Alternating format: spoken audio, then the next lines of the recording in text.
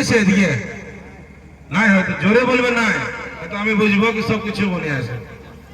তো আজকে যে ভোটটা আসছে, ভোট মানে কি হয়? ভোট মানে আমরা এই যে বটনটা দাবাই নিও, বটনটা দাবাবার তোমার অধিকার থাকে, 5 বছরে একবার তোমাকে মিলে।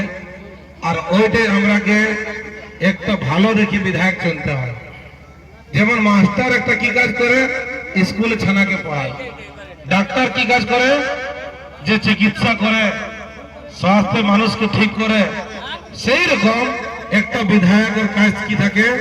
বিধানসভা ক্ষেত্রে একটা মানুষকে চুনা যায়, যে বিধানসভা ক্ষেত্রে যতগুলো সমস্যা থাকে সমস্যা নিয়ে করে বিধানসভা বাদকে রাখতে পারে। তো এই যে আমাদের ছানাপোনা গিয়া এই যে বড় হচ্ছে, এরা এখন আঙ্গনবাড়ি যাবে, আঙ্গনবাড়ির পরে প্রাইমারি স্কুল যাবে, প্রাইমারি পরে মিডিলে যাবে, হাই স্কুল যাবে, তারপরে কলেজে যাবে। কিন্তু এই যে আমাদের ঝাড়খণ্ডে এত দুর্ভাগ্যের কথা, এই বাচ্চাগুলো যেটা পড়ছে আঙ্গনবাড়ি, তুমি দেখো শুধু খিচুড়ি খাই করে ঘর চলে আসছে, হচ্ছে না? প্রাইমারি স্কুল যেছে মাস্টার নাই, মাত্র 2টা মাস্টার করে পড়া আছে। কি তোমরা 5টা ক্লাস আর মাত্র 2টা মাস্টার, তোমরা আন্দাজ লাগাও কি পড়াশোনা কেমন হচ্ছে? কেমন হচ্ছে 5টা ক্লাসে 2টা মাস্টার? তাই একটা মাস্টার তো সকাল লেকচার তো এই যে ডিম ভাত দেয়, কোনদিন ফল দেয় না, ডিম জানে আধা খাড়া করে, ওই হিসাব কিতাবে মিড ডে মিলে আর 3 ধর চলে যায়। তো ইনডাইরেক্টলি সরকারের মানসা এটাই আছে কি যে গরিব ছানাগুলি আছে যে পড়াশোনা করবে, সরকারি শিক্ষাটা আমি ভালো করে দিব না।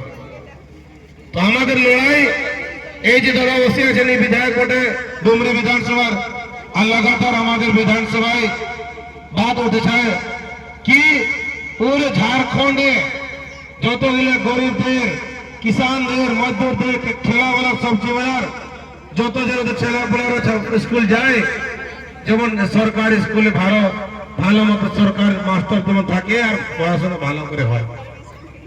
আজকে দেখো অনুমোদন হসপিটালে ডক্টর নাই, তোমরা যাও এখানে সায়া দিদিরা, যারা তোমরা ডেলিভারি পেশেন্টকে তোমরা নিয়ে যাও কোথায় অনুমোদন হসপিটালে, এক্সরে মেশিন নাই, আল্ট্রাসাউন্ডের মেশিন নাই। তুমি ভাবো একটা এত বড় হসপিটাল সরকারের কি অবস্থা আছে। আমরা এই জিনিসটা বুঝতে হবে, বুঝতে হবে এই জিনিসটা যে সরকার এই আমাদের জন্য কি করছে। একটা সরকারি বিধায়ক ও যদি কোনো কিছু হয় ও ট্রিটমেন্ট করাবে দিল্লিতে আছে, মুম্বাই আছে, কিন্তু একটা যদি মদসলের গরিবের কোনো হয়ে যায় ও অনুমোদন যায়, কোথায় এক্সরে আর আল্ট্রাসাউন্ড মেশিন ওরা পায় নাই। তো কত দুর্ভাগ্যের কথা। তো তোমরা সব কিছু জানতে পারছো এখানে নকরি চাকরির কি অবস্থা আছে। আজকে দেখো সরকার বড় বড় গেল বছর এখানে ভাষণ নিয়ে চলে গেল কি আবু আবাস আমি সবাইকে দিব, আমি ঘর দেখতে পাচ্ছি একটা এখানে আবু আবাস দেখতে পাই নাই। মিলেছে তোমাকে? তো এই অবস্থা আছে সরকারি ব্যবস্থার। এটার জন্য আমাকে পরিবর্তন করা চাই। যতক্ষণ আমরা পরিবর্তন করিব নাই ততক্ষণ তো সরকার ভাববে কি আমি বহুত ভালো কাজ করছি, নাইও দিচ্ছি তো আমার তারিফ করছে আর আমাকে এমনি করে ভোট দিচ্ছে। সেই জন্য আমি তোমাদেরকে আজকে তোমাদের এখানে গ্রামে আসছি এই নিবেদন করার জন্য, এই তোমাদেরকে যে আশীর্বাদ নেবার জন্য কি আগামী 11 তারিখ যে আমাদের ভোট পরবটা আছে, এই ভোট পরবে তোমরা আমাদের party jail camp serial number 5 কেন্দ্র চাপে তোমরা ভোট দিবেন। আর আমরা ভোটে জিতলে এখানে ঘাটশিলা বিধানসভা মদসমিক গ্রামের কিংবা এই ক্ষেত্রে যে স্কুলে মাস্টার নাই, হসপিটালে ডাক্তার নাই, এই যে পেনশন গুলো ছুটি আছেন, এই সমস্যাগুলা একদম গ্রামীণ স্তর থেকে করে যদি এখানে সমাধান না হয় নাই তাহলে আমরা এই বার্তা বিধানসভা আমরা নিয়ে যাব। আমি এখানে লোকাল লোক, এখানে যতগুলো বিধান পড়েছে সব বাইরের, কি সারাইকেলা বিধানসভার কি যোগশালা বিধানসভা সব কাটায় থাকে। তো সবকিছু তোমরা বুঝতে পারছো।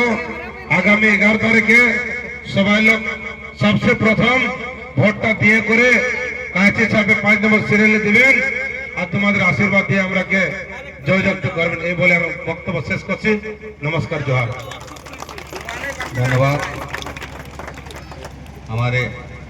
আমাদের প্রত্যাশী রামদাস মুর্মুকে। এখন আমি ডাকবো আমাদের পার্টির বর্গীয় উপাধ্যক্ষ মাননীয় দেবেন্দ্র